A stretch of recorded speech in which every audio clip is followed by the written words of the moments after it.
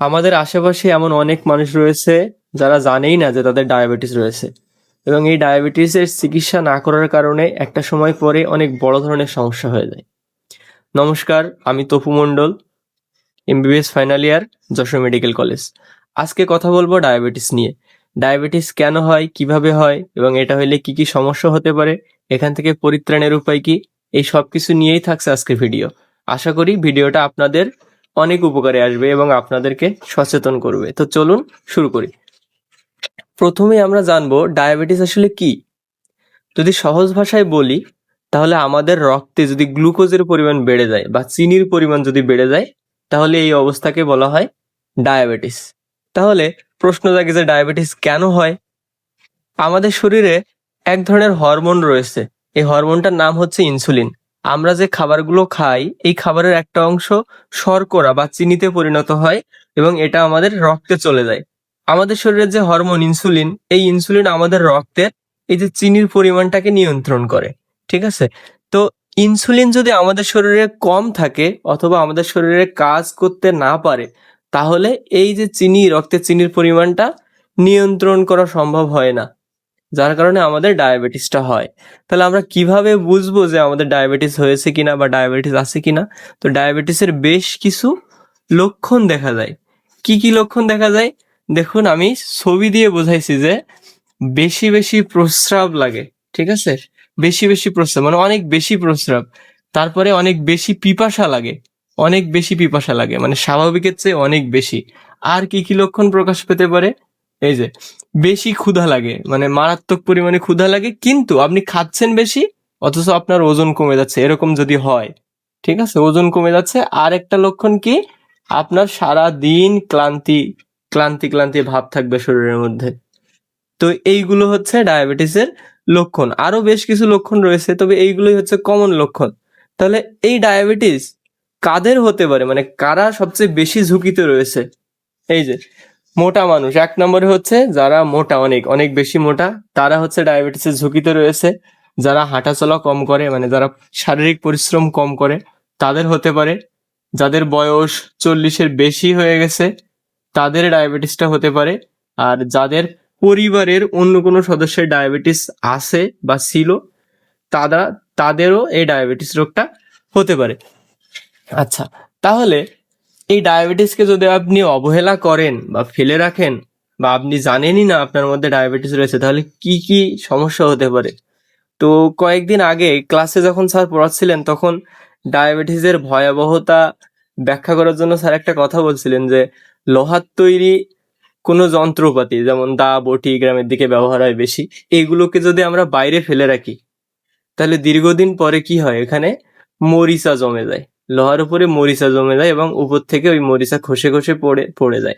তো ডায়াবেটিসের ব্যাপারটাও ঠিক একই। ডায়াবেটিস যদি চিকিৎসা করা না হয় অথবা আমরা জানি না আমাদের ডায়াবেটিস রয়েছে, তাহলে একটা লং টাইম পরে বিভিন্ন ধরনের সমস্যা হতে পারে। কি হতে পারে? আমাদের চোখ নষ্ট হয়ে যেতে পারে, আমাদের চোখ নষ্ট হয়ে যেতে পারে, আমাদের কিডনি নষ্ট হয়ে যেতে পারে, আমাদের হার্টের বিভিন্ন ধরনের রোগ দেখা দিতে পারে। ঠিক আছে? এছাড়াও আরো বিভিন্ন ধরনের রোগ রয়েছে, এরকম অনেক উদাহরণ দেওয়া যাবে। ডায়াবেটিস যদি আমরা চিকিৎসা না করি, তাহলে কি কি রোগ হতে পারে। আচ্ছা, তো ভয় পাওয়ার কোনো দরকার নাই। ডায়াবেটিসকে কিন্তু নিয়ন্ত্রণ করা সম্ভব। আমরা কিভাবে নিয়ন্ত্রণ করতে পারবো? এই যে প্রতিদিন অন্তত 30 মিনিট হাঁটতে হবে। প্রতিদিন অন্তত 30 মিনিট হাঁটতে হবে। আর খাবারে একটু কন্ট্রোল করতে হবে। আমাদের ভাত বা চিনি জাতীয় খাবার, মিষ্টি জাতীয় খাবার একটু কম খেতে হবে এবং শাকসবজি বেশি খেতে হবে। এখন মানুষ ভাত কম খাওয়া শুনলেই মানুষের মাথায় বাজ পড়ে যায়, কিন্তু আসলে ভাতটা কিন্তু শর্করা জাতীয় খাবার। এটা আমাদের শরীরে যে গ্লুকোজ তৈরি করে এবং এই গ্লুকোজ আমাদের রক্তে চলে যায়, রক্তে গ্লুকোজের পরিমাণ বেড়ে যায় এবং এটা খুবই খারাপ একটা ব্যাপার। ঠিক আছে? তো ভাত, চিনি বা মিষ্টি জাতীয় খাবার আমাদের কম খেতে হবে, সবজি জাতীয় খাবার বেশি খেতে হবে, প্রোটিন জাতীয় খাবার বেশি খেতে হবে। আর কি করতে পারি আমরা? আমাদের ওজনটাকে নিয়ন্ত্রণে রাখতে হবে। ডেইলি যদি আমরা একটু হাঁটাচলা করি, খাবারে একটু কন্ট্রোলে নিয়ে আসি, ঠিক আছে, একটু ব্যায়াম করি, তাহলে কিন্তু আমরা ইজিলি আমাদের ওজনটা নিয়ন্ত্রণে রাখতে পারি। আর একটা কি, নিয়মিত ডাক্তারের পরামর্শ নিতে হবে, যেটা গ্রাম অঞ্চলে মানুষদের মধ্যে দেখাই যায় না। অধিকাংশ অনেক ক্ষেত্রে শহরের মানুষদেরও দেখা যায় না। আসলে নিয়মিত ডাক্তারের পরামর্শ, এটা মানুষের কাছে একদম মানে অন্যরকম একটা জিনিস, যে রোগ না হইলে ডাক্তারের কাছে আমরা কেন যাব। কিন্তু না, আমাদের একটা নির্দিষ্ট সময় পর পর ডাক্তারের পরামর্শ নেওয়া উচিত। আচ্ছা, তাহলে আমরা পরীক্ষাটা কখন করব? আমরা আমাদের যে ডায়াবেটিস আছে কি না আছে এই পরীক্ষাটা আমরা কখন করব? আমরা যে লক্ষণগুলো দেখেছিলাম না, যে ক্ষুধা বেশি লাগা, পানি বেশি পান করা, তারপরে হচ্ছে বেশি বেশি প্রস্রাব লাগা, ওজন কমে যাওয়া, ক্লান্তি, এই ব্যাপারগুলো যদি আপনার মধ্যে থাকে বা একজনের মধ্যে থাকে, তাহলে তার ইমিডিয়েট উচিত একটা ব্লাড টেস্ট করানো, মানে ব্লাডে গ্লুকোজ আছে কিনা, সুগার আছে কিনা, এটা টেস্ট করানো। অথবা যদি কেউ সুস্থও থাকে তাহলেও তার উচিত 6 মাস পর পর অথবা অন্তত বছরে একবার রক্ত পরীক্ষা করা। ঠিক আছে, বছরে একবার। আপনি বলতে পারেন যে আমার তো ডায়াবেটিস নেই।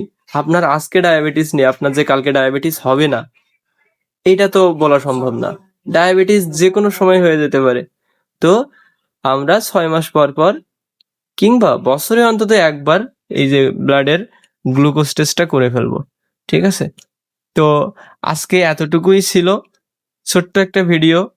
তো আশা করি এই ভিডিওটা দেখার পরে আপনারা সচেতন হবেন। আসুন আমরা ডায়াবেটিস মুক্ত একটা একটা পরিবার গড়ি, এবং একটা একটা ডায়াবেটিস মুক্ত পরিবার থেকে একটা সমাজ ডায়াবেটিস মুক্ত হতে পারে। সবাইকে ধন্যবাদ। সবাই সুস্থ থাকুন, ভালো থাকুন।